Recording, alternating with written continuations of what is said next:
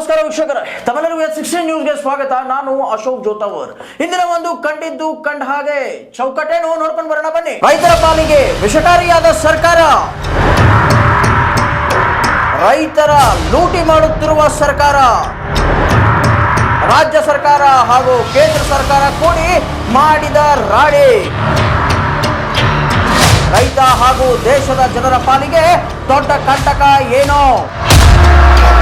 ಮುಂಬರುವ ದಿನಗಳಲ್ಲಿ ರೈತ ತನ್ನ ಕೈಯಲ್ಲಿ ಆಡಳಿತ ತೆಗೆದುಕೊಳ್ಳುತ್ತಾನ? ರೈತರ ಶಾಪ ತಟ್ಟುತ್ತಾ ಈ ರೈತ ವಿರೋಧಿ ಸರ್ಕಾರಕ್ಕೆ? ನೋಡಿದ್ರಲ್ಲ ವೀಕ್ಷಕರೇ, ಯಾವ ರೀತಿಯಾದಂತಹ ಇಂದಿನ ಒಂದು ಕಂಡಿದ್ದು ಕಂಡ ಹಾಗೆ ಚೌಕಟ್ಟನ್ನು ಹಾಕೊಂಡಿದ್ದೀವಿ. ಯಾಕೆ ರೈತರ ಮಾತು ಅಂದರೆ, ಇವಾಗ ವಿದ್ಯುತ್ ಖಾಸಗೀಕರಣ, ಅದು ಇದು ರೈತ ವಿರೋಧಿ ಚಟುವಟಿಕೆಗಳು ತುಂಬ ತೀಕ್ಷ್ಣವಾಗಿ ನಡೆಸ್ತಾ ಇದೆ ಸರ್ಕಾರಗಳು. ರಾಜ್ಯ ಸರ್ಕಾರದವ್ರನ್ನ ಕೇಳಿದ್ರೆ ಕೇಂದ್ರ ಸರ್ಕಾರ ಮಾಡ್ತೈತೆ, ಕೇಂದ್ರ ಸರ್ಕಾರದವ್ರನ್ನ ಕೇಳಿದ್ರೆ ರಾಜ್ಯ ಸರ್ಕಾರ ಮಾಡ್ತೈತೆ. ಅವ್ರ ಮೇಲೆ ಅವ್ರು ಹಾಕೋದು, ಇವ್ರ ಮೇಲೆ ಇವ್ರು ಹಾಕೋದು. ಏನಂತೀರ ನೀವು? ಕಳ್ಳತನ ಮಾಡಿ ಬೆಣ್ಣೆಯನ್ನು ತಿನ್ನುವಾಗ ಇಬ್ಬರು ಸಮವಾಗಿ ಹಚ್ಕೊಂಡು ಪಾಲ ಹಚ್ಕೊಂಡು ತಿನ್ನೋದು. ಸೊ ಈ ಒಂದು ಏನಂತೀರ ನೀವು, ಕಳ್ಳತನದ ವ್ಯವಹಾರ. ರೈತ ಮುಗ್ಧ, ಅವನು ತಿಳಿಯಲ್ಲ ಅಂತ ಅನ್ಕೊಂಡಿದ್ದಾರೆ. ಬಟ್ ಆದರೂ ಕೂಡ ರೈತರು ಇವಾಗ ಎಚ್ಚರಗೊಳ್ತಾ ಇದ್ದಾರೆ, ಎಚ್ಚೆತ್ಕೊಳ್ತಾ ಇದ್ದಾರೆ. ಸೊ ಇವತ್ತಿನ ಒಂದು ಚರ್ಚೆ ಮಾಡೋದಕ್ಕೆ ನಮ್ಮ ಜೊತೆಗೆ ಸತ್ಯಪ್ಪ ಮಲ್ಲಾಪುರ್ ಸಾಹೇಬ್ರಿದ್ದಾರೆ, ರಾಜ್ಯ ರೈತ ಸಂಘದ ಉಪಾಧ್ಯಕ್ಷರು ನಮ್ಮ ಜೊತೆಗೆ ಬಂದಿದ್ದಾರೆ ನಮ್ಮ ಸ್ಟುಡಿಯೋದಾಗೆ. ಸರ್, ಪ್ರಥಮವಾಗಿ ತಮಗೆ ಇವತ್ತಿನ ಒಂದು ಕಂಡಿದ್ದು ಕಂಡಾಗಿ ಶೋಗೆ ಸ್ವಾಗತ. ಸರ್, ಮೊದಲೇದಾಗಿ ಹೇಳಬೇಕು ಅಂತಂದರೆ, ರೈತರ ಪಾಲಿಗೆ ವಿಷಕಾರಿ ಆಗ್ತಾ ಇದೆಯಾ ಈ ಸರ್ಕಾರಗಳು? ಕೇಂದ್ರ ಇರ್ಬೋದು, ರಾಜ್ಯ ಸರ್ಕಾರ ಇರ್ಬೋದು, ಇದು ರೈತರನ್ನು ತುಳಿಯುವಂಥ ಕೆಲಸ ಮಾಡತ್ತವೆ ಎರಡೂ ಸರ್ಕಾರಗಳು. ಏನು ತುಳಿಯುವಂಥ ಕೆಲಸ ಮಾಡೋದಿಲ್ಲ. ದಯವಿಟ್ಟು ನಮ್ಮ ರೈತರಲ್ಲಿ ಒಂದು ಮನವಿ ಮಾಡ್ಕೋತೇನೆ ನಾನು ಇವತ್ತಿನ ದಿವಸದಲ್ಲಿ. ಈ ಖಾಸಗೀಕರಣ ಅನ್ನುವಂಥ ಭೂತ ದೆವ್ವ ತಂದು ಹೋಗ್ಸತ್ಲ ಕೇಂದ್ರ ಸರ್ಕಾರ, ರಾಜ್ಯ ಸರ್ಕಾರ. ಇದು ಏನಾರ ಖಾಸಗೀಕರಣ ಆದ್ರೆ ನಮ್ಮ ರೈತರಿಗೊಳಗಲ್ಲ. ನಾವು ರೈತರಲ್ಲಿ ಕೈ ಮುಗಿದು ಏನು ಕೇಳ್ಕೊತೀನಿ ಅಂದರೆ, ಹಳ್ಳಿ ಮಟ್ಟದಲ್ಲಿ ಸಿಟಿ ಒಳಗೆ ನಮಗೇನಾರ ಖಾಸಗೀಕರಣ ಆತಪ್ಪ ಅಂದ್ರೆ ಇದು ಪ್ರಜಾಪ್ರಭುತ್ವ ಆಡಳಿತ ಇರಂಗಿಲ್ಲ. ಇದು ಪ್ರೇಂಗಿ ಮುತ್ಯಾರ ಕೈಯಾಗ ನಾವು ಅಧಿಕಾರ ಕೊಟ್ಟಂಗೆ ಆಕೈತಿ. ಅದಕ್ಕೆ ನಮ್ಮ ಏನು ಓಟ್ ಹಾಕಿ ಆರಿಸಿ ಕಳಿಸಿರ್ತೀವಲ್ಲ, ಅವ್ರನ್ನ ಕೇಳಕ್ಕೆ ಒಂದು ಅನುಕೂಲ ಇರ್ತೈತಿ. ಖಾಸಗಿ ಅವ್ರನ್ನ ಕೈ ಕೊಟ್ರೆ ನಮ್ಗೇನು ಕೇಳಕ್ಕೆ ಅನುಕೂಲ ಇರ್ತೈತಿ? ಅಲ್ರಿ, ಈಗ ನೀವು ಓಟ್ ಹಾಕಿ ಯಾರಿಗೆ ಕಳಿಸಿದಿರಲ್ಲ, ಅವರೇ ಖಾಸಗಿದವ್ರ ಕೈಯಾಗ ಕೊಡಕತ್ತಾರ. ಅವ್ರಿಗೆ ನೀಗದರ್ಕ ರಿಜೈನ್ ಕೊಟ್ಟು ಮನೆಗೆ ಹೋಗಲ್ರಿ. ಅದನ್ಯಾಕ ಖಾಸಗೀಕರಣ ಕೊಡ್ತಾರೆ? ನಮ್ಮ ಅಧಿಕಾರ ನಾವು ಹೆಂಗೆ ಮಾಡ್ಬೇಕು ನಮ್ಗೆ ಗೊತ್ತೈತಿ. ಅವ್ರಿಗೆ ನೀಗದರ್ಕ ಈ DK ಶಿವಕುಮಾರ್ ನಮ್ಮ ಕರ್ನಾಟಕದ ಮುಖ್ಯಮಂತ್ರಿ ಆಗಬೇಕಾಗ್ಯಾನ, ನಮ್ಮ ದೇಶಕ್ಕೆ ಪ್ರಧಾನಮಂತ್ರಿ ಅದಕ್ಕೆ ಬೇಕಾಗ್ಯಾನ. ಇವತ್ತು ಆ ಖಾಸಗೀಕರಣ ಕೊಟ್ಟು ಖಾಸಗಿ ಅವ್ರ ಕೈಲೇ ಆಡಳಿತ ನಡೆಸುವಂಥದ್ದು ಏನೈತಿ? ದಯವಿಟ್ಟು ಅವ್ರು ರಿಜೈನ್ ಕೊಟ್ಟು ಮನೆಗೆ ಹೋಗಲಿ. ಮತ್ತೆ ಯಾರ ಭಗವಂತರು ನಮ್ಮ ರೈತನ ಮಕ್ಕಳು ಯಾರ ಬರ್ತಾರೆ ಅಧಿಕಾರಕ್ಕೆ, ನಾವು ಹೆಂಗೆ ನಡೆಸಬೇಕು, ದೇಶ ಹೆಂಗೆ ನಡೆಸಬೇಕು, ಈ ರಾಜ್ಯ ಹೆಂಗೆ ನಡೆಸಬೇಕು ಅನ್ನೋದು ನಮ್ಗೆ ಗೊತ್ತೈತಿ. ನಡೆಸುವಂಥವ್ರು ಬಂದೇ ಬರ್ತಾರಲ್ಲಿ. ಈಗ ನಡೆಸುವಂಥವ್ರು ಬಂದೇ ಬರ್ತಾರೆ ಅಂತ ಹೇಳ್ತೀರಿ. ಎಲೆಕ್ಷನ್ ಟೈಮ್ ಬಂದಾಗ, ಹಿಂದೆ ನಾವು ಗುರ್ಲಾಪುರಕ್ಕೆ ಕವರ್ ಮಾಡಕ್ಕೆ ಬಂದಾಗನು ಅಲ್ಲಿ ಒಂದು ಸತ್ಯ ಘಟನೆಗಳೆಲ್ಲ ಮುಂದೆ ಬಂದವು ರೀ ಸತ್ಯಪ್ಪಣ್ಣಾರ.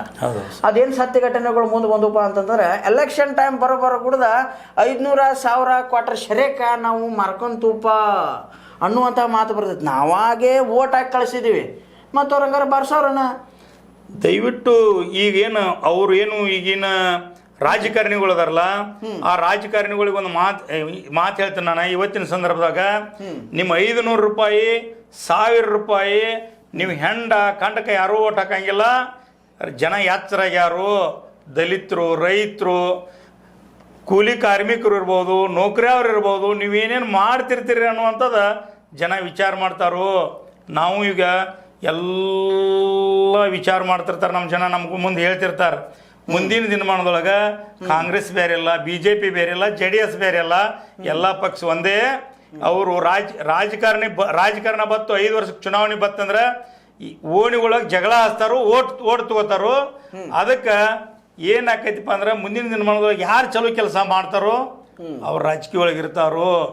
ನಿನ್ನೆ ಹೇಳಿದ್ದೀನಿ ನಾನು, ಚಿಕ್ಕೋಡಿ ಒಳಗೆ ಏನಾರ ಈ ಖಾಸಗೀಕರಣ ಅನ್ನೋ ಬೂತ್ ಜರಕರ ತಂದ್ರಿ ಅಂದ್ರೆ, ಈ ದೆವ್ವ ಅನ್ನೋದು ಹೋಗಿಸಿರಿ ಅಂದ್ರೆ, ಟಾಟಾ ಬಿರ್ಲಾ, ಮುಖೇಶ್ ಅಂಬಾನಿ ಅಂತವ್ರಿಗೆ ಏನಾರು ಕೊಟ್ರೆ, ಅಡಾನಿ ಅಂತವ್ರಿಗೆ ಏನಾರು ಕೊಟ್ರಿ ಅಂದ್ರೆ, ನೀವು 2029 ನಮ್ಮ ದೇಶದ ಪ್ರಧಾನಮಂತ್ರಿ ಮಾಜಿ ಅಕ್ಕ ಅಂತ ಹೇಳಕ್ಕೆ ಇಷ್ಟಪಡ್ತೀನಿ.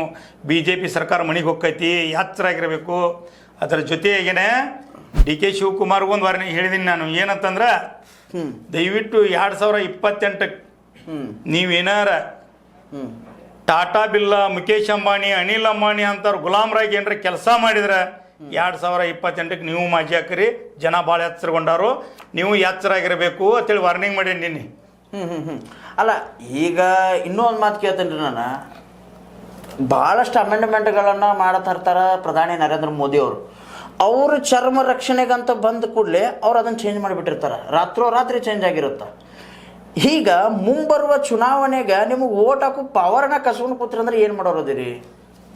ಜನ ದಂಗೆ ಹೇಳ್ತೈತಿ. ಓಟ್ ಹಾಕೋ ಪವರ್ ಕಸ್ಕೊಳಕ್ ಬಂದ್ರ ಸರ್, ಜನ ದಂಗೆ ಹೇಳ್ತಾರೆ. ಇವತ್ತು ದೇಶದ ಪ್ರಧಾನಮಂತ್ರಿ ಅಂದರೆ ನಾವು ಓಟ್ ಹಾಕಿ ಆರಿಸಿ ಕಳಿಸಿದಾಗ, ಪ್ರಜಾಪ್ರಭುತ್ವ ಅಡಿಯಲ್ಲಿ ನಾವು ಓಟ್ ಹಾಕಿ ಆರಿಸಿ ಕಳಿಸಿದಾಗ ಅವನ ಮ್ಯಾಲೆ ಪ್ರೀತಿ ಇಟ್ಟು ಗೌರವಿಸಿ ನೀನು ನಮ್ಮ ದೇಶ ಹಿಂಗೆ ನಡೆಸಬೇಕಪ್ಪ ಅಂತೇಳಿ ನಾವು ಆರಿಸಿ ಕಳಿಸಿದಾಗ ಒಬ್ಬ ಪ್ರಧಾನಮಂತ್ರಿ ಆಗ್ಯಾನಲ್ಲ.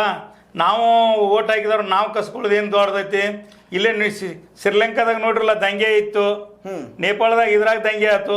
ಆ ಥರ ನಾವು ಎಲ್ಲ ಜನ ಕಾಲೇಜ್ ಹುಡುಗರು ದಂಗೆ ಹೇಳ್ತಾರು.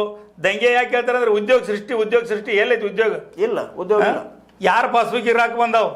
15 ಲಕ್ಷ ರೂಪಾಯಿ ಬಂದವು ಯಾರಿಗೂ ಬಂದಿಲ್ಲ. ನೀವು ನಿಮ್ದು ಆಟ ಬಂದ್ ಆಕೈತಿ, ನಿಮ್ಮ ಮನೆಗೆ ಹೋಗ್ಕರತ್ ಹೇಳ್ತಾರ್ರಿ. ನೀವು ಮನೆಗೆ ಕಳಿಸ್ತಾರೆ ತಾನ ಜನ. ನೀವು ಸರಿದಾರಿಯಾಗಿದ್ರಿ ಅಂದ್ರೆ ನಿಮ್ಮನ್ನು ಸರಿದಾರಿಯಾಗಿ ನೋಡ್ತಾರೋ. ಈಗ ಇಲ್ಲಿ ಈ ಒಂದು ಮನೆ ಕಳಿಸುವ ಕಾರ್ಯಕ್ರಮದೊಳಗೆ, ಪ್ರೋಗ್ರಾಮ್ದೊಳಗೆ ರೈತ ಸಂಘಟನೆ ಎಲ್ಲಿ ನಿಲ್ತೈತಿ? ರೈತ ಸಂಘ ಮುಂದಾಳತ್ವ ತಗೋತೈತಿ, ದಲಿತರಿಗೆ ಹೇಳ್ತೈತಿ, ದುಡಿಯುವಂಥ ಕೂಲಿ ಕಾರ್ಮಿಕರಿಗೆ ಹೇಳ್ತೈತಿ, ನೌಕರಿ ಅವ್ರಿಗೆ ಹೇಳ್ತೈತಿ. ಇದು ಪ್ರಜಾಪ್ರಭುತ್ವ ಐತಿ. ಎಲ್ಲ ಖಾಸಗೀಕರಣ ಮಾಡಿದ್ರಂದ್ರೆ ನಮ್ಮ ದೇಶ ಏನು ಪಿರಂಗಿ ಮೋದಿ ಅವ್ರು ಇದ್ರಲ್ಲ ಅದಕ್ಕಿಂತ ಅದು ಸಾಕೈತಿ. ಅವರು ಗುಲಾಮರಾಗಿ ಬದುಕಬೇಕಾಗೈತಿ. ಟಾಟಾ ಬಿರ್ಲಾನಂತವ್ರಿಗೆ ಏನಾರ ಖಾಸಗೀಕರಣ ವಿದ್ಯುತ್ ಮಾಡಿದ್ರಂದ್ರೆ ನಾವು ದಿವಾಳಿ ಆಗ್ತೀವಿ. ದಯವಿಟ್ಟು 1000 ಎಕರೆ ಇದ್ದಾವ ಇರ್ಬೋದು, 1 ಎಕರೆ ಇದ್ದಾವ ಇರ್ಬೋದು, ಅರ್ಧ ಎಕರೆ ಇದ್ದಾವ ಇರ್ಬೋದು, ದುಡಿಯುವಂಥ ನನ್ನ ಅಕ್ಕಂಗಿರು ಇರ್ಬೋದು, ನನ್ನ ತಾಯಂದಿರು ಇರ್ಬೋದು. ಯಾಕಂದರೆ ರೈತರ ಕಡೆ ಹಣ್ಣಿತ್ತು, ರೈತರು ಚಲುವಾಗಿತ್ತಂದ್ರೆ ಈ ದೇಶ ಚಲೋ ಇರ್ತೈತಿ. ಇಲ್ಲ ಅಂದರೆ ಈ ದೇಶ ದಿವಾಳಿ ಹರ್ಕಾಕೈತಿ. ಈ ದೇಶ ನಡೆಸುವಂಥವ್ರಿಗೆ ಮುಂದಿನ ದಿನಮಾನದೊಳಗೆ ನೀವು ಇದೇ ಹೇಳಿದಿನಿಲ್ಲ, ನಾನು ಮಾಜಿ ಹಾಕಂಡು ಅಂತೇಳಿ ಹಂಗೆ ಮಾಜಿ ಮಾಡ್ತಾರಂತ ನಾನು ಇಷ್ಟಪಡ್ತೀನಿ. ದಯವಿಟ್ಟು ಇನ್ನೊಂದು ಏನು ಹೇಳ್ತೀನಿ ಅಂದ್ರೆ, ಇವತ್ತು ಎಲ್ಲ ದುಡಿ ವರ್ಗಗಳಿಗೆ, ಯಾರು ದುಡಿಯುವಂಥ ವರ್ಗಗಳಿಗಿರ್ಬೋದು, ನೌಕರಿ ಅವ್ರು ಇರ್ಬೋದು, ಒಂದಾಗಬೇಕಂತ ಕಾಲ ಬಂದೈತಿ. ಇನ್ನೊಂದು ಹೆಂಗೈತ್ರಿ ಸರ್, ಈಗ ದೇಶದೊಳಗೆ 70-75% ರೈತರು ಅದಾರ. ಹೌದಾ? 35-40% ಓಟ್ ತೊಗೊಂಡವ್ರ ಆಡಳಿತಕ್ಕೆ ಬರಾಕತ್ತಾರ. 70-75% ವೋಟ್ ಬ್ಯಾಂಕ್ ಇರುವಂತಹ ರೈತ ಒಗ್ಗೂಡ್ದ ಒಂದಾದ ಅಂತಂದ್ರೆ ಸರ್ಕಾರ ಒನ್ ಸೈಡ್ ಆಕತಿ. ನೀವು ಯಾಕೆ ಕೊಡಂಗಿಲ್ಲ ಸರ್? ಒಬ್ಬೊಬ್ರು ಒಂದೊಂದು ಸಂಘಟನೆ ಮಾಡ್ಕೊಂಡು ದೂರ ಆಗತ್ತೆ. ಸರ್ ದಯವಿಟ್ಟು ಈಗ ಯಾರು ಹೊಲ ಇಲ್ದವ್ರದಾರು? ಈಗ ಯಾರು ಹೊಲ ಇಲ್ದವ್ರದ್ರು ಎಲ್ಲ ರೈತನ ಮಕ್ಕಳು ಅಂತ ಹೇಳ್ತಾರೆ. ಹೌದು, ಸಿದ್ದರಾಮಯ್ಯನು ನಾನು ಹಸಟ್ಟಿ ಹೊಲಕ್ಕೊಂದು ನಾನು ರೈತನ ಮಗ, ನಾನು ರೈತನ ತಾಳಿ, ಯಡಿಯೂರಪ್ಪನು ರೈತನ ಮಗನ ಅಂತ ಹೇಳ್ತಾನೆ. ನಮ್ಮ ದೇಶದ ಪ್ರಧಾನಮಂತ್ರಿ ನಾನು ಚಾ ಮಾರವ ಅಂತ ಹೇಳ್ತಾನೆ. ಯಾರು ಸ್ಥಾನಿಗೆ ಏನು ಮಟ್ಟದಾಗ ಬಂದಿಲ್ಲ. ಅದಕ್ಕೆ ಎಲ್ಲರೂ ನಮ್ಮವ್ರಂತಲೇ ಗೌರವಿಸಿದ್ದೀವಿ. ಅದನ್ನು ಜನ ವಿರೋಧಿ ಕೆಲಸ ಮಾಡಕತ್ರ ನೀವು ಮನೆಗೆ ನಡ್ರಿ, ನಮ್ಮ ಅಧಿಕಾರ ನಾವು ಮಾಡ್ಬೇಕು ಅನ್ನೋದು ನಮ್ಮ ಜನಕ್ಕೆ ಗೊತ್ತಿಲ್ಲ ಅಂದ್ರಿ ಸರ್, ಗೊತ್ತಾಗೇ ಆಗ್ತೈತಿ. ಮುಂದಿನ ದಿನಮಾನೊಳಗೆ ತಿಳ್ಕೊತಾರೆ. ಅಲ್ಲ, ಇದನ್ನು ನಾ ಏನು ಕೇಳಕತ್ತೇನಪ್ಪ ಅಂತಂದ್ರೆ, ನೀವು ವಿಂಗಡಿಸಿ ಹೋಗ್ಬಿಟ್ಟಿರಿ, ಒಡೆದು ಹೋಗ್ಬಿಟ್ಟಿರಿ. ಎದಕ್ಕಪ್ಪ ಅಂತಂದ್ರೆ ಎಲೆಕ್ಷನ್ ಬತ್ತಪ್ಪ ಅಂತಂದ್ರೆ ಇಲ್ಲಿ ಜಾತಿ ನೆನಪಾಗ್ತೈತಿ. ಹೌದು, ಇಲ್ಲಿ ಮತ ನೆನಪಾಗ್ತೈತಿ, ಸರಿ, ಇಲ್ಲಿ ಪಂಕ್ತಿಗಳು ನೆನಪಾಗ್ತಾವ, ಇಲ್ಲಿ ಪಂಗಡಗಳು ನೆನಪಾಗ್ತಾವ, ಇಲ್ಲಿ ಧರ್ಮ ನೆನಪಾಗ್ತೈತಿ. ಸರಿ, ಇದನ್ನೆಲ್ಲ ಹೊರತುಪಡಿಸಿ ಇದನ್ನೆಲ್ಲ ತೆಗೆದು ಹೋಗೋದ ಯಾವಾಗ ರೈತನ ಮಕ್ಕಳ ಯಾವಾಗ ಒಂದಾಗವ್ರ? ಸ್ವತಂತ್ರವಾದ ಮೀಡಿಯಾಗೆ ಬೇಕಾಗಿರುವುದು ಸ್ವತಂತ್ರ ಧ್ವನಿ. ಆ ಸ್ವತಂತ್ರ ಧ್ವನಿ ಉಳಿಸಲು ನೀವು ಮಾಡಬೇಕಾದದ್ದು ಇಷ್ಟೇ. ಅದೇನಪ್ಪಾ ಅಂತಂತಂದ್ರೆ, ನಿಮ್ಮ ಕೈಲಾದಷ್ಟು ಸಹಾಯ ಈ ಚಾನಲ್ಗೆ ಮಾಡಿ ಹಾಗೂ ನಿಮ್ಮ ಧ್ವನಿಯನ್ನು ಕಾಪಾಡಿಕೊಳ್ಳಿ. ದಯವಿಟ್ಟು ನಾ ಏನು ಹೇಳ್ತೀನಿ ಅಂದ್ರೆ ಸರ, ನೀವು ಹೇಳೋದು 100ಕ್ಕೆ 100 ಸೈತೈತಿ. ಹೆಂಗೆ ಸೈತೈತಿ ಅಂದ್ರೆ, ಇವತ್ತು ಜಾತಿ ಮ್ಯಾಗ ಬರ್ತಾರ ಇವರು. ಇಲೆಕ್ಷನ್ ಬತ್ತಪ್ಪ ಅಂದ್ರೆ ನೀನು ನಮ್ಮ ಮಾವನ ಮಗ, ನಮ್ಮ ತಮ್ಮ, ನಮ್ಮ ಕಳ್ಳ, ನಮ್ಮ ಬಳ್ಳಿ ಅಂತ ಬರ್ತಾರೆ. ಈಗ ಏನಾಗೈತಿ ಸರ, 2028ಕ್ಕೆ ಎಲ್ಲ ರೈತರು ಸಾನ್ಯಾರಾಗ್ಯಾರ ಸರ್. 75% ರೈತರು ಸಾನ್ಯಾರಾಕಾರ. ಎದಕ್ಕೆ ಸಾನ್ಯಾರಾಕಾರ ಅಂದ್ರೆ, ನಮ್ಮ ಬೆಳೆದಂಥ ಬೆಳೆಗೆ ರೇಟ್ ಇಲ್ಲ. ಹೌದು, ನಮ್ಮ ಬೆಳೆದಂಥ ಬೆಳೆಗೆ ರೇಟ್ ಇಲ್ಲ. ನೋಡು, ತಲೆನುಸ ಗುಳಿಗೆ ತೊಗೊಳಕ್ ಹೋದ್ರೆ RS ರೇಟ್ ಬರೋದು ಫಿಕ್ಸ್ ಇರ್ತೈತೆ ಸರ್. ಹೌದ್ರಿ. ಒಂದು ಬಿಸ್ಲೇರಿ ತೊಗೊಳಕ್ ಹೋದ್ರೆ ಅದ್ರ ಮೇಲೆ ರೇಟ್ ಫಿಕ್ಸ್ ಐತಿ, ನನ್ನ ಬಾಟ್ಲಿ ಇಟ್ಕ ಮಾರ್ಬೇಕಂತೇಳಿ. ಹೌದು. ನಾನು ಒಂದು ಈಗ ನನ್ನ ಬೆಳಿಗ್ಗೆ ಯೂರಿಯಾ ಗೊಬ್ಬರ ತೊಗೊಳಕ್ ಹೋದ್ರೆ ಒಂದು ರೇಟ್ ಫಿಕ್ಸ್ ಐತಿ ಸರ್. ಒಂದು ಚೀಲ DAP ತೊಗೊಳಕ್ ಹೋದ್ರೂ ರೇಟ್ ಫಿಕ್ಸ್ ಐತಿ. ಅದ್ರ ಜೊತೆಗೇನ ನನ್ನ ಬೆಳೆದಂಥ ಬೆಳೆಗೂ 1 ಕ್ವಿಂಟಲ್ ಗೊಂಜಾಳಕ್ಕೆ RS ರೇಟ್ ಹಾಕಿಸಿಂದು ಇಷ್ಟೇ ರೇಟ್ ಕೊಡ್ಬೇಕಪ್ಪ ಅಂತೇಳಿ ಹಾಕ್ಬೇಕಲ್ಲ. ರೈತನ ತಕ್ಕ ಮಾಲ್ ಬತ್ತಪ್ಪ ಅಂದ್ರೆ 1600 ರೂಪಾಯಿಗೆ ಇರ್ತೈತಿ. ರೈತನ ತಕ್ಕಿಂದ ಹೋಗಿ ಮಾರ್ವಾಡಿ ಅರ್ಥಕ್ಕೆ ಹೋಗಿ ಕುಯ್ತಪ್ಪ ಅಂದ್ರೆ 2800 ಆಗಿರ್ತೈತಿ. ನಾವು ಎಷ್ಟು ಲುಕ್ಸಾನ್ ಅದು. ಈ ಅದಕ್ಕೆ ಹೇಳ್ತೀವಿ ನಮ್ಮ ರೈತ ಸಂಘ ತತ್ವ ಸಿದ್ಧಾಂತ ಏನಂದ್ರೆ, ನಾವು ಯಾಕೆ ಹೇಳ್ತೀವಿ ಅಂದ್ರೆ, ನಮ್ಮ ಬೆಳೆದಂಥ ಬೆಳೆಗೆ ರೇಟ್ ಆಗೋ ಮಟ ರೇಟ್ ಫಿಕ್ಸ್ ಮಾಡುವವರಿಗೆ ನಾವು ಯಾವುದು ಸರ್ಕಾರಿ ತೆರಿಗೆ ಕಟ್ಟಂಗಿಲ್ಲ. ಬ್ಯಾಂಕಿನ ಸಾಲ ನಮ್ಮದಲ್ಲ. ಬ್ಯಾಂಕಿನ ಸಾಲ ಯಾರ್ದಂದ್ರೆ ಈ ದೇಶದಾಗ ಯಾರ್ಯಾರು ಕುತ್ಕೊಂಡು ಉಂಡದಾರಲ್ಲ, ಅವ್ರ ಸಾಲ. ನಾವು ನಮ್ಮ ಈಗ ನೀವು ಯಾವಾಗ ನೀವು ತುಂಬಾ ಕೊಲ್ಲೆನಾತಿರಲ್ಲ, ಅದಕ್ಕಾಗಿ ಏನು ಖಾಸಗೀಕರಣ ಮಾಡಕತ್ತಾರ. ಈಗ ಎಕ್ಸಾಕ್ಟ್ ಆಗಿ ನಿಮಗೂ ಏನಂತೀರಿ, ನಿನ್ನೆ ನೀವು ಮನವಿ ಕೊಟ್ರಿ ಕರೆಂಟನ್ನು ಖಾಸಗೀಕರಣ ಮಾಡಬೇಡ್ರಿ ಅಂತ ಹೇಳಿದ್ರಿ. ಬಟ್ ಅಲ್ಟಿಮೇಟಮ್ ಆಗಿ ನಾವು ತೆರಿಗೆ ತುಂಬೋದು ಬೇಡ, ಎಲ್ಲಿವರೆಗೂ ನಮಗೆ MRP ಫಿಕ್ಸ್ ಆಗಂಗಿಲ್ಲ, ನೀವು ಒಂದು ವಿರೋಧ ಮಾಡಕತ್ತೀರಿ. ಬಟ್ ಅದಕ್ಕೆ ಪ್ರತಿತಂತ್ರವಾಗಿ ಏನು ಮಾಡಕತ್ತಾರು, ಖಾಸಗೀಕರಣ ತೊಗೊಂಡು ಬರಾಕತ್ತಾರ. ಖಾಸಗೀಕರಣ ತೊಗೊಂಡು ಬಂದ್ರಪ್ಪ ಅಂತಂದ್ರೆ ನಾಳೆ ನಿಮ್ಮ ಕರೆಂಟ್ ಕಟ್ ಮಾಡ್ಕೊಂಡು ಹೋಗ್ಬಿಡ್ತಾರ ಅವ್ರು ನೋಡ್ರಿ ಕಟಕರದಾರ. ಕಟಕಗ ನೀವು ಕರ್ಕೊಂಡು ಹೋಗಿ ನೀವು ಎಷ್ಟು ಹಲಾಲ ಮಾಡಿದ್ರೆ ಅಷ್ಟೇ ಕೇಳೋದು ಅವನ್ನ. ಅದನ್ನ ಹಲಾಲ ಮಾಡೋದು ಮುಂದಿಂದ ಹೊಟ್ಟೆಗಿಂದ ಕಳ್ಳು ಕಿವಿಸ್ತೇನೆ ಅಂತ ಕೇಳಂಗಿಲ್ಲವ.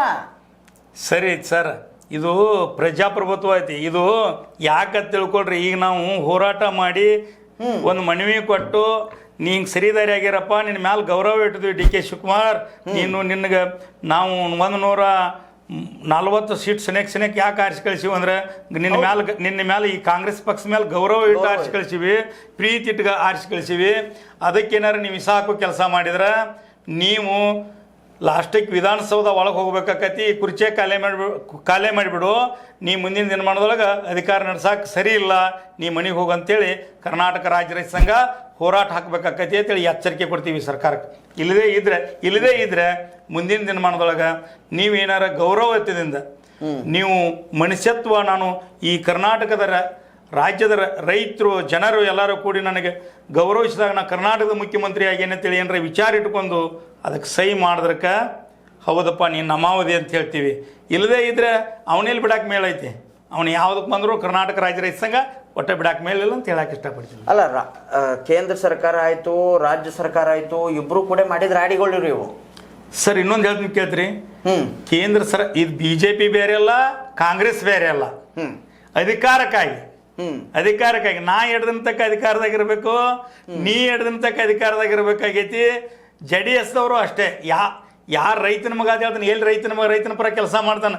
ಈಗ 18 ಸೀಟ್ ಅದಾವ ವಿಧಾನಸೌಧದಾಗ, ಒಂದು ಸಲ ಏತಿ ಮಾತಾಡಿದಾನ, ಖಾಸಗೀಕರಣಾಗ ಐತಿ, ನಾವು ಇಲ್ಲಿ ಹೋರಾಟ ಮಾಡ್ತೀವಿ, ವಿಧಾನಸೌಧದಾಗ ಧರಣಿ ಸತ್ಯಾಗ್ರಹ ಮಾಡ್ತೀವಿ ಒಂದು ಸಲ ಮಾತಾಡಿದಾನು. JDS ನಾವು ಏನೂ ಮಾತಾಡತ್ತಿಲ್ಲ. ಇವರೆಲ್ಲರೂ 3 ಮಂದಿ ಏನದಾರಲ್ಲ, 3 ಬಿಟ್ಟವರದಾರು. ಇವರು ಯಾರು ಜನಪರ ಕೆಲಸ ಮಾಡೋರಿಲ್ಲ. ಮುಂದಿನ ದಿನಮಾನದೊಳಗೆ ನಾ ಏನು ಹೇಳ್ತೇನಪ್ಪ ಅಂದ್ರೆ, ಇವ್ರು ಯಾರಿಗೂ ಏನು ಮಾಡೋಕ್ಕಾಗಂಗಿಲ್ಲ. ನಮ್ಮ ಬದುಕಿನ ಸಲುವಾಗಿ ನಾವೇ ಗಟ್ಟಿ ಆಗ್ಬೇಕಂತೇಳಿ ಪ್ರತಿ ಹಳ್ಳಿ ಮಟ್ಟದಾಗೂ ನಾವು ಜನರನ್ನ ಜಾಗೃತ ಮಾಡಕ್ಕೆ ಮುಂದಿನ ದಿನಮಾನದೊಳಗೆ ತೀರ್ಮಾನ ತಗೋತೀವಿ. ರೈತ ಹಾಗೂ ದೇಶದ ಜನರ ಪಾಲಿಗೆ ಇದೊಂದು ದೊಡ್ಡ ಕಂಟಕ, ಸಣ್ಣ ಕಂಟಕ ಅಲ್ಲ ಸರ. ತೆಪ್ಪಗಾಟಾಗಿ ಖಾಸಗೀಕರಣ ಜರಕರ ಆದ್ರೆ ಮುಂದಿನ ದಿನಮಾನದೊಳಗೆ ರೈತ ಬದುಕಂಗಿಲ್ಲ, ಈ ಭೂಮಿ ಇರಂಗಿಲ್ಲ. ಇದನ್ನ ತಂದಿದ್ದನೇ ಭೂಮಿ ಇವರು ತನ್ನಂಗೆ ಬಿಡ್ಲಿ ಅನ್ನುವಂಥ ದೃಷ್ಟಿ ಇಟ್ಕೊಂಡು ನಮ್ಮ ದೇಶದ ಪ್ರಧಾನಮಂತ್ರಿಗಳು ಮಾಡಿದ್ದು ಕುತಂತ್ರ. ಅದಕ್ಕೆ ಏನಾರ ಕಿವಿ ಎಳಿಗಾಡಿಸಿ ವಿಧಾನಸೌಧದಾಗ ನಮ್ಮ DK ಶಿವಕುಮಾರ್ ಸಹಿ ಮಾಡಿದ್ದಂದ್ರೆ ಇವು ಅದ್ರಾಗ ಪಾಲ್ದಾರಿ DK ಶಿವಕುಮಾರ್ ಅಂತ ಹೇಳಕ್ಕೆ ಇಷ್ಟಪಡ್ತೀನಿ ನಾನು ಇವತ್ತಿನ ದಿವಸದಲ್ಲಿ. ಸರ್, ಇನ್ನೂ ಒಂದು ಮುಂಬರುವ ದಿನಗಳಲ್ಲಿ ರೈತ ತನ್ನ ಕೈಯಲ್ಲಿ ಆಡಳಿತ ತಗೋತಾನ. ಇದೇ ಥರ ಏನಾದ್ರ ಸರ್ಕಾರಗಳು BJP ಇರ್ಬೋದು, ಕಾಂಗ್ರೆಸ್ ಇರ್ಬೋದು, JDS ಇರ್ಬೋದು, ಅವ್ರು 3 ಮಂದಿ ಒಂದೇ ಅದಾರಿ ಸರ್. ಈಗಲಿಲ್ಲ ಇದೇ ಥರ ಜನರ ಕಷ್ಟದಾಗ ಪಾಲುದಾರಿ ಆಗದ್ರಕ, ಭಾಗಿ ಆಗದ್ರಕ 100% ರೈತರ ಸರ್ಕಾರ ಆಗೇ ಆಗ್ತೈತಿ ನಮ್ಮ ದೇಶದಾಗ. ನಾವೇ ಆಗ್ತೀವಿ ಅಂತ ಹೇಳಕ್ಕೆ ಇಷ್ಟಪಡ್ತೀನು. ಅದ್ರ ಜೊತೆಗೇನೆ ಏನು ಹೇಳ್ತೀನಿ ಅಂದರೆ ಇವ್ರು ಯಾರದಾರಲ್ಲ ಇವ್ರು ಏನು ಕಾಂಗ್ರೆಸ್ BJP JDS ಅದನ್ನು ತಲೆಯಾಗಿಂದ ಬಿಟ್ಟು ನಾವು ಜನರ ಪರ ಕೆಲಸ ಮಾಡೋರು ಅಂತೇಳಿ ಕೇಳಿಸಿ ಏನಾರ ಹೊಂಟ್ರ ನಾವು ಅವರು ನಮ್ಮ ರೈತರು ನಮ್ಮ ಅಣ್ಣ ತಮ್ಮರ ಅಂತೇಳಿ ಓಟ್ ಹಾಕ್ತೀವಿ. ಅದೇನಾರು ಜನ ವಿರೋಧಿ ಕೆಲಸ ಮಾಡಕತ್ರ ನೀವು ನಡ್ರಿಪ್ಪ ನಾವೇ ಇರ್ತು ಅಂತ ಹೇಳಬೇಕು ಆಕೈತಿ. ಸರ್, ಅಂತಿಮವಾದಂತಹ ಪ್ರಶ್ನೆ, ರೈತರ ಶಾಪ ಇವ್ರಿಗೆ ತಟ್ಟತ್ತಾ? 100% ತಪ್ತದೆ, ತಟ್ಟಲೇಬೇಕು, ತಟ್ತದೆ, 100ಕ್ಕೆ 100 ತಟ್ತದೆ. ಯಾಕೆ ತಟ್ತೈತಿಪ್ಪ ಅಂದರೆ ಇವತ್ತು ನಮ್ಮ ದೇಶದಾಗ ರೈತ ಬೆಳೆದಂಥ ಬೆಳೆಗೆ ರೇಟ್ ಇಲ್ದರಕ್ಕಾಗಿ ರೇಟ್ ಫಿಕ್ಸ್ ಇಲ್ದರಕ್ಕಾಗಿ ರೈತ ಸಾಲ ಮಾಡಿ ಒಂದು ಪೈಪ್ಲೈನ್ ಮಾಡೋಕ್ಕೋ, ಒಂದು ಕುರಿ ಸಾಲು, ಹೈನುಗಾರಿಕೆ ಸಾಲು, ಏನೇನು ಸಾಲ ಮಾಡೋಕೆ ಹೋಗಿ ನಮ್ಮ ದೇಶದಾಗ ಒಂದು ತಾಸಿಗೆ 2 ಮಂದಿ ರೈತರ ಆತ್ಮಹತ್ಯೆ ಮಾಡ್ಕೊಳತ್ತಾರೋ. ಅಲ್ಲ ಸರ್, ನಿಮ್ಮದೇ ಆದಂಥ ಬ್ಯಾಂಕ್ DCC ಬ್ಯಾಂಕ್ ಒಳಗೆ ಇವರು ಯಾರ ಜೊಲ್ಲೆ ಅವ್ರು ಹೇಳ್ತಾರ ಅಧ್ಯಕ್ಷರ, ಇಲ್ಲಪ್ಪ ರೈತರಿಗೆ ಸಾಲ ಕೊಟ್ರೆ ಅದು ಕಮರ್ಷಿಯಲ್ ಆಗಿ ನಮಗೆ ವಾಪಸ್ ಬರಂಗಿಲ್ಲ, ಬ್ಯಾಂಕ್ ಇದ್ದಿದ್ದ ಲಾಸ್ ಒಳಗೆ ಹೋಗ್ತೈತಿ, ಅದಕ್ಕಾಗಿ ನಾವು ಬಿಸ್ನೆಸ್ಗೆ ಕೊಡ್ತು. ಅದನ್ನು ನೀವು ಹೆಂಗೆ ತಗೋತೀರಿ ಅದನ್ನು ಮೊದಲು ಹೇಳ್ರಿ ನನಗೆ. ಅಲ್ಲಿ ಸಾಲ ಇವಾಗ 1 ಎಕರೆ ಭೂಮಿಗೆ ಏನಿಲ್ಲಪ್ಪ ಅಂತಂದ್ರೂ ಮಿನಿಮಮ್ ಟು ಮಿನಿಮಮ್ ನೀರಾವರಿ ಭೂಮಿ 25ರಿಂದ 30 ಲಕ್ಷದವರೆಗೂ 50 ಲಕ್ಷದವರೆಗೂ ಮಾರ್ತೈತಿ. ಗೌರ್ಮೆಂಟ್ ವ್ಯಾಲ್ಯೂಯೇಷನ್ 9.5 10 ಲಕ್ಷ ರೂಪಾಯಿ. ಇದಕ್ಕೆ 1 ಲಕ್ಷ ರೂಪಾಯಿ ಸಾಲ ಕೊಡಕ್ಕೆ ಒಲ್ಲೆ ಅಂತಾರ ಅವರು. ಈಗ ಇದನ್ನ ಹೆಂಗೆ ತಕ್ಕೊಳ್ಳೋರ? ಆಮೇಲೆ ಹೊಳ್ಳಿ ಇದನ್ನು ಖಾಸಗೀಕರಣದ ನೋಡೋಣ ನಾವು. ಯಾಕಪ್ಪ ಅಂತಂದ್ರೆ ಇದು ಫಕ್ತ್ ಬರೀ DCC ಬ್ಯಾಂಕ್. ಇಲ್ಲಿ ಕುಟುಂಬಗಳದಾವ, ಇವರನ್ನ ಹೆಂಗೆ ಎದುರಿಸ್ತೀರಿ? ಇದಕ್ಕಿಂತ ಹೆಚ್ಚು ಮ್ಯಾಲಿನ ಅಂತಂದ್ರೆ ಇದನ್ರಿ ಯಾವುದು ಕೇಂದ್ರ ಸರ್ಕಾರ ರಾಜ್ಯ ಸರ್ಕಾರ ಅವ್ರನ್ನ ಟ್ಯಾಕಲ್ ಮಾಡೋದು. ಆಮೇಲೆ ಮೊದಲು ಇಲ್ಲಿ ಅವ್ರನ್ನ ಟ್ಯಾಕಲ್ ಹೆಂಗೆ ಮಾಡೋರು? ಸರಿ ಉತ್ತರ ಕೇಳಿದ್ರಿ ಸರ. ಇದನ್ನೇನು ಹೇಳಿದಾರಲ್ಲ ಅವ್ರಿ, ನಾನು ನಮ್ಮ ಕಮರ್ಷಿಯಲ್ ಸಾಲ ಕೊಟ್ರ ಸಾಲ್ ಸರಿ ಬ್ಯಾಂಕ್ ಲಾಭದಾಗ ಬರ್ತೈತೆ ಅಂತೇಳಿ ಅದಕ್ಕೆ ನಾವು ಏನು ಹೇಳಿದ್ವು, ಕರ್ನಾಟಕ ರಾಜ್ಯ ರೈತ ಸಂಘ ನಮ್ಮ ಗುರುಜಿಯವರು ಮತ್ತು ನಮ್ಮ ಚುನಪ್ಪ ಪೂಜಾರಿ ಅವ್ರ ನೇತೃತ್ವದಾಗ ನೀ ಮಾಡಿದ್ದು ನಮ್ಮ ಬ್ಯಾಂಕ್ ಅದ, ನೀನು ನಮ್ಮ ಬ್ಯಾಂಕಿನಾಗ ಇರಾಕ ನಾಲಾಯಕ ಜೊಲ್ಲೆಯವರೇ ಅಂದಾಗ ರೈತರಿಗೆ ಸಮಯ ಕೇಳಿ ನಾನು ರಾಜ್ಯ ಸರ್ಕಾರದ ಏನು ಆದೇಶ ಬರ್ತೈತಿಲ್ಲ, ಇವತ್ತು ರಾಜ್ಯ ಸರ್ಕಾರದಿಂದ ಅಪೇಸ್ ಬ್ಯಾಂಕಿನಿಂದ ಇವತ್ತು ನಿಮಗೆ 10 ಲಕ್ಷ ಲೋನ್ ಕೊಡಂತೇಳಿ ಆದೇಶ ಬಂದ್ರೆ ನಾವು ಕೊಡ್ಬೋದು ಅಂತ ಹೇಳಿಕೆ ಹಿಂದೆ ತಕ್ಕೊಂಡಾಗ ನಾವು ಗಪ್ಪಿಟ್ಟಿವಿ. ಇಲ್ಲಾಂದ್ರೆ DCC ಬ್ಯಾಂಕ್ ಮುತ್ತಿಗೆ ಆಗ್ತಿದ್ವಿ, ಅವನ ಮನೆಗೂ ಮುತ್ತಿಗೆ ಆಗ್ತಿದ್ವಿ. ಅಲ್ಲಲ್ಲ ಸರ್, ಇವಾಗ ಏನಾದ್ರು ಗುರುತೇನ್ರಿ, ಅವ್ರ ಮೇಲೆ ಇದ್ದಿದ್ದ ಬಾಲ ಇನ್ನೊಂದು ಕಡೆ ಸಾಕು ಹಾಕಿರೋರು. ಹೌದು, ಎಲ್ಲಿ ಸಾಕು ಹಾಕಿರು? ರಾಜ್ಯ ಸರ್ಕಾರ ಅಪೆಕ್ಸ್ ಬ್ಯಾಂಕ್ ಮೇಲೆ ಸಾಕು ಹಾಕಿಬಿಟ್ರೆ ಸರ್. ಇಲ್ಲಿ ರೈತರಿಗೆ ಏನಾಯ್ತು? ರೈತರಿಗೆ ಲಾಭ ಏನಾಯ್ತು? ಸರ್ ನಮ್ಮ ವಿಚಾರ ಸರ್, ಲಾಭ ಅನ್ನೋಕ್ಕಿಂತ ಸರ್ ನಮ್ಮ ಆಳುವಂಥ ಸರ್ಕಾರಗಳನ್ನ ಈ ನಮ್ಮನೆ ರೀತಿ ಸರಿ ಇಲ್ಲ ಸರ್. ಹೌದು. ಈಗ ನಾವು ಈ DCC ಬ್ಯಾಂಕಿನ ಚರ್ಚೆ ಒಳಗೆ ಸರ ಸರ್ಕಾರ ಆದೇಶ ಭಾಳ ಮುಖ್ಯ ಸರ್. ಏನಂತಂದ್ರೆ ಇವತ್ತು 20-30 ವರ್ಷಗಂಟ್ಲೆ ಒಂದು ರೀತಿ ಒಳಗೆ ಬಂದೀವಿ ನಾವು. 1 ಎಕರೆಗೆ 40,000, 20,000, 10,000, 15,000 ಬಂದೀವಿ. ಈಗಿನ ಲೆಕ್ಕ ನೋಡಿದ್ರೆ ಇದೇ 2 ವರ್ಷದಿಂದ ಬಂಗಾರ ಹೆಂಗಿತ್ತು? 60,000 ರೂಪಾಯಿ ಇತ್ತು ರೇಟ್. ಹೌದು, 60,000 ರೂಪಾಯಿ ಇತ್ತು. ಈಗ ಡಬಲ್ ತಿರ್ಬಲ್ ಆಗೈತೆ, 150 ಆಗೈತೆ ಸರ್. ಅದರ ಲೆಕ್ಕ ಹಾಕಿ ನಾವು ಈ ಸರ್ಕಾರಕ್ಕೆ ಏನು ಹೇಳ್ತೀವಿ ಅಂದ್ರೆ, ನಮ್ಮ ವಾದ ಜಲ್ಲೆ ಅವ್ರ ಕೂಡ ವಾದ ಐತಿ. ಏನು ಜಲ್ಲೆ ವಾದ ಐತಿ ಅಂದ್ರೆ, ನೀವು ಅಪೇಸ್ ಬ್ಯಾಂಕಿಗೆ ಸರ್ಕಾರಕ್ಕೆ ತಿಳಿಸ್ರಿ, ರೈತರು ಒತ್ತಾಯ ಐತಿ. ಇವತ್ತು ಬಂಗಾರ 4 ಪಟ್ಟ ಆಗೈತಿ. ನಮ್ಮ ಬದುಕು ಇವತ್ತಿಗೆಲ್ಲ ಜೀರೋ ಆಗಕ್ಕೆ ಬಂದೈತಿ. ಯಾವುದಕ್ಕೂ ರೇಟ್ ಫಿಕ್ಸ್ ಇಲ್ಲ. ನಮಗೂ 1 ಎಕರೆಗೆ ಕನಿಷ್ಠ ಸೊಸೈಟಿ ಸಾಲ 3 ಲಕ್ಷ ತನಕ 1 ಎಕರೆ ಕೊಡ್ರಿ ಅಂತೇಳಿ ನಾವು ಒತ್ತಾಯ ಮಾಡ್ತೀವಿ. ನೀವು ಅದನ್ನು ಜಲ್ಲೆ ಸಾಹೇಬ್ರೆ ಹೋಗಿ ಸರ್ಕಾರಕ್ಕೆ ತಿಳಿಸ್ರಿ ಅಂತೇಳಿ ಮನವಿ ಮಾಡ್ಕೋತೀವಿ. ಸೊ ನೋಡಿದ್ರಲ್ಲ ವೀಕ್ಷಕರೇ, ಸಮಯದ ಅಭಾವ, ರೈತರ ಸಮಸ್ಯೆಗಳು ಜಾಸ್ತಿ ಇದೆ. ಬಟ್ ಆದರೂ ಕೂಡ ಇವತ್ತಿನ ಈ ಒಂದು ಏನಂತೀರ ನೀವು, ಖಾಸಗೀಕರಣ ಆಗ್ತಾ ಇದೆ ವಿದ್ಯುತ್ ವಿಭಾಗ. ಖಾಸಗೀಕರಣ ಆದರೆ ಏನಾಗುತ್ತೆ, ಅದ್ರ ಜೊತೆಗೆ ಅನೇಕ ರೈತರ ಸಮಸ್ಯೆಗಳನ್ನು ಕೂಡ ಸತ್ಯಪ್ಪಣ್ಣವರು ಇವತ್ತು ನಮ್ಮ ಚಾನಲಲ್ಲಿ ಬಂದು ತಮಗೆಲ್ಲ ಉಣಬಡಿಸಿದ್ದಾರೆ. ಸೊ ತಮ್ಮ ಕರ್ತವ್ಯ ಇಷ್ಟೇ, 500, 1000, 1 ಕ್ವಾರ್ಟರ್ ಶರೇ ಅಂದರೆ ಏನಂತೀರ ನೀವು, ಸರಾಯಿ. ಇದಕ್ಕೆ ಮಾರ್ಕ್ ಕಳೆದೆ ಕರೆಕ್ಟ್ ಆದಂತಹ ವ್ಯಕ್ತಿಗಳಿಗೆ ಮತ ಹಾಕಿ ಅವರನ್ನು ವಿಧಾನಸೌಧಕ್ಕೋ ಪಾರ್ಲಿಮೆಂಟ್ಗೋ ಕಳಿಸಿ ಅನ್ನುವಂತಹ ಮಾತುಗಳು ಇವತ್ತಿನ ಒಂದು ಚರ್ಚೆಯಲ್ಲಿ ನಿರ್ದಿಷ್ಟವಾಗಿ, ಅದು ಕೂಡ ಖಂಡಿತವಾಗಿ ಬಂದಿವೆ. ಇದಾಗಿತ್ತು ಇವತ್ತಿನ ಸುದ್ದಿ. ಇನ್ನಷ್ಟು ಸುದ್ದಿಗಳಿಗಾಗಿ ಸದಾ ಫಾಲೋ ಮಾಡ್ತಾರೆ H16 ನ್ಯೂಸ್. ಇದು ಸತ್ಯದ ಕೈಗನ್ನಡಿ. ಧನ್ಯವಾದ. ಆತ್ಮೀಯ ಸಾರ್ವಜನಿಕರಲ್ಲಿ H16 ಅರ್ಥಾತ್ ಸೀತಾರಾಮದಿಂದ ಒಂದು ಮನವಿ. ಈ ಸಂಸ್ಥೆ ಭ್ರಷ್ಟಾಚಾರ, ಅನ್ಯಾಯ, ಅತ್ಯಾಚಾರಗಳಿಂದ ನೊಂದವರ ವೇದಿಕೆ. ಅನ್ಯಾಯಕೋರರ, ಭೂಗಳ್ಳರ, ನಶಾ ಸಾರಾಯಿ ಮಾಫಿಯಾಗಳ ವಿರುದ್ಧದ ಧ್ವನಿ. ರೈತರ, ಕೂಲಿಕಾರ, ಕಾರ್ಮಿಕರ, ಬಿದ್ದ ಸಮುದಾಯ ಜನರ ಧ್ವನಿ. ಬೆಂಬಲವಾಗಿ ನಿಂತು ತನುಮನ ಧನದ ಸಹಾಯಕ್ಕೆ ಸಾರ್ವಜನಿಕರಲ್ಲಿ ಕೋರಿಕೆ. ದಾನದ ಸಹಾಯ ನೀಡಿ ಸ್ವಾತಂತ್ರ್ಯ ಪತ್ರಿಕೋದ್ಯಮ ಉಳಿಸಿ ಬೆಳೆಸಿ. ವಂದನೆಗಳು. ತಮ್ಮನ್ನೇ ನಂಬಿರುವ ಮಲ್ಲಪ್ಪ ಇ ಜೋತಾವರ್. ಈ ಕೆಳಗಿನ QR ಸ್ಕ್ಯಾನ್ ಮಾಡಿ ಅಥವಾ ಈ ನಂಬರ್ ಅಂದರೆ 7411402405ಗೆ ಇಲ್ಲ 9686864852ಗೆ ನೀವು ಫೋನ್ಪೇ ಮಾಡಿ, ಪೇಟಿಎಮ್ ಮಾಡಿ ಅಥವಾ ಇನ್ನಾವುದೇ ಮಾಧ್ಯಮದಿಂದ ಗೂಗಲ್ ಮೂಲಕ ಸಹಾಯ ಮಾಡಿ ಈ ಪ್ರಾಮಾಣಿಕ ಪತ್ರಿಕೋದ್ಯಮವನ್ನು ಉಳಿಸಿ ಅಂತ ಮತ್ತೊಮ್ಮೆ ಮನವಿ. ವಂದನೆಗಳು.